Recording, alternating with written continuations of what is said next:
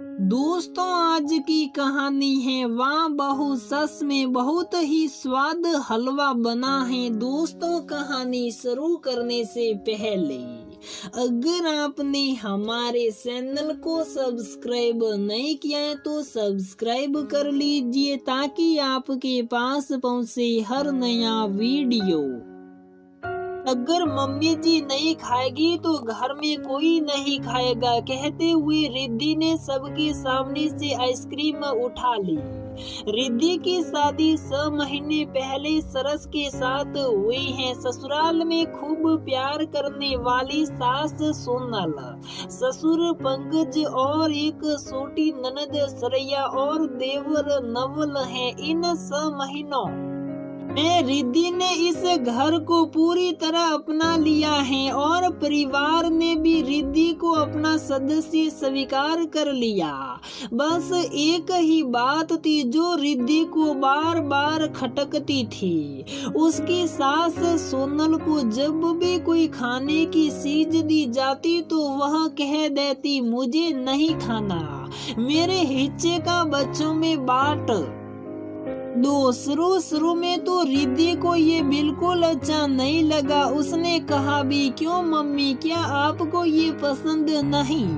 नहीं, ऐसा नहीं है, बच्चों को ज्यादा पसंद है तो तुम सारों आपस में बांट लो। बच्चे खाते हैं तो माँ का पेट अपने आप भर जाता है। सोनल जी के ऐसा करने पर उनके बच्चों पर कोई फर्क नहीं पड़ता था, वह भी सहर्ष खा लेते थे। शायद बचपन से ही उन्हें ऐसी आदत बन चुकी थी और उनके मन में बैठ चुका था, खाने की चीजों पर बच्चों का ही हक होता है।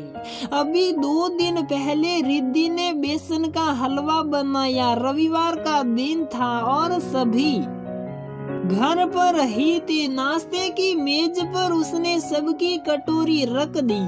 अरे वाह भाभी, आज तो लगता है आपने बहुत ही स्वाद हलवा बनाया है। खुशबू ही इतनी कमाल है तो उसका स्वाद कैसा होगा? कहते हुए नवल ने अपनी कटोरी उठाकर खाना शुरू कर दिया। वाह बहू, सच में बहुत ही स्वाद हलवा बना है, पंकज जी ने खुश होते हुए कहा। उन सब की बातें सुनकर सोनल जी के चेहरे पर मुस्कुराहट तैर गई। उन्होंने अपनी कटोरी में से एक चम्मच हलवा बाकी सारे सदस्यों की कटोरी में कर दिया। रिद्धि को ये बिल्कुल पसंद नहीं आया। उसने कहा, माँ, हलवा कम नहीं है, रसोई में और भी बाकी है, फिर आपने अपनी कटोरी में से सबको क्यों बांट दिया? आपके पास तो बहुत थोड़ा सा रह गया है। क्या आपको बेसन का हलवा पसंद नहीं है? ऐसा नहीं है रिद्धि, मुझे बेसन का हलवा बेहद पसंद है, लेकिन जब मेरे बच्चे या पति किसी चीज की तारीफ करते हैं तो मुझे लगता है मैं ना खाऊं और उन्हीं लोगों को खाने के लिए दे दूं। सोनल जी अपनी आदत से मजबूर थे और उन्होंने वही करा जो वह अब तक करती चली आ रही थी। रिद्धि को समझ नहीं आ रहा था कि अपनी सास और बाकी परिवार को यह बात कैसे समझाई जाए कि खाना परिवार में सबको बराबर मिलना चाहिए और बराबर खाना भी चाहिए। अगर किसी को कोई चीज पसंद ज्यादा है, इसका मतलब ये नहीं कि कोई दूसरा सदस्य उसके लिए अपनी पसंद छोड़ देगा।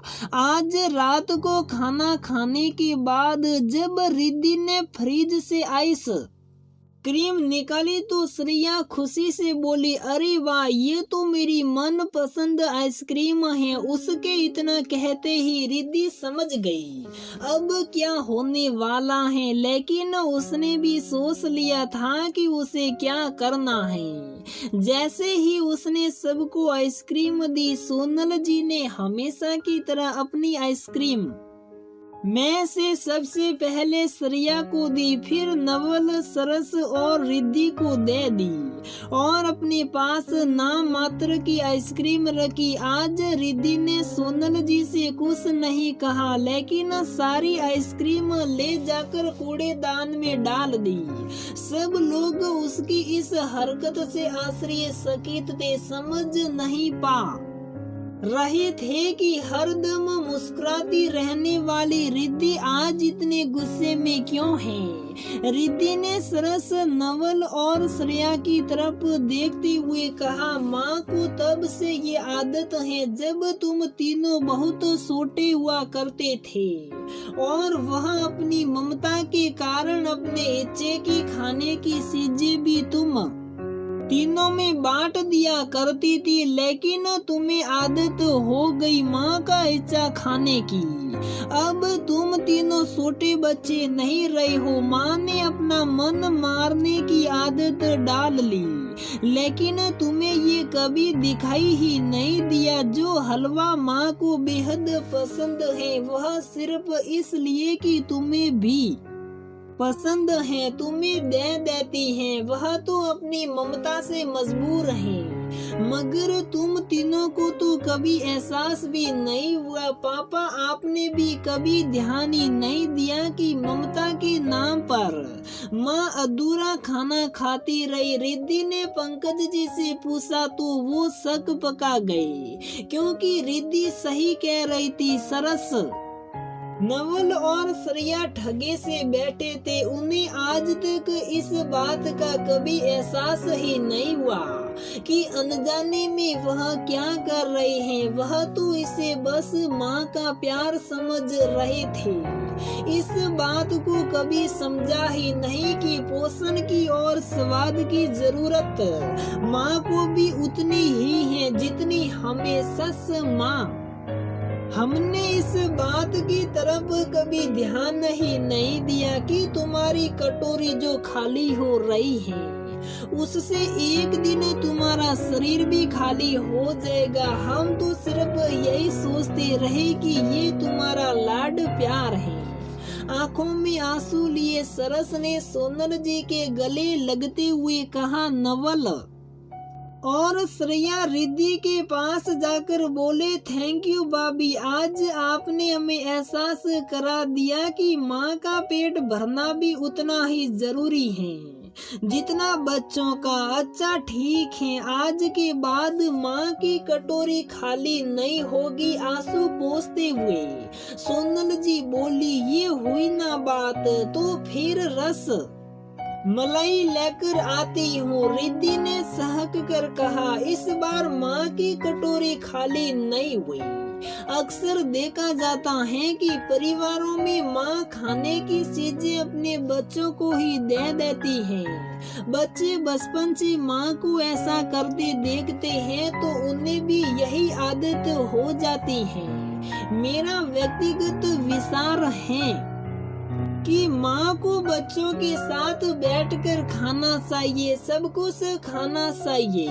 थोड़ा है तो सब लोग थोड़ा बांट कर खा ले। कई बार ऐसा होता है कि रसोई में कोई चीज कम होती है तो माँ उसे अपने बच्चों को दे देती है। वह गलत नहीं है, लेकिन हमेशा ही ऐसा करना ठीक नहीं है। बच्चों को एहसास होना चाहिए कि माँ को भी पसंद होता है और जरूरत भी होती है। तो दोस्तों, हमारी ये कहानी यहीं पर समाप्त होती है। अगर आपको हमारी ये कहानी पसंद आती है तो प्लीज वीडियो को लाइक करें, शेयर करें और हमारे चैनल को सब्सक्राइब जरूर करें।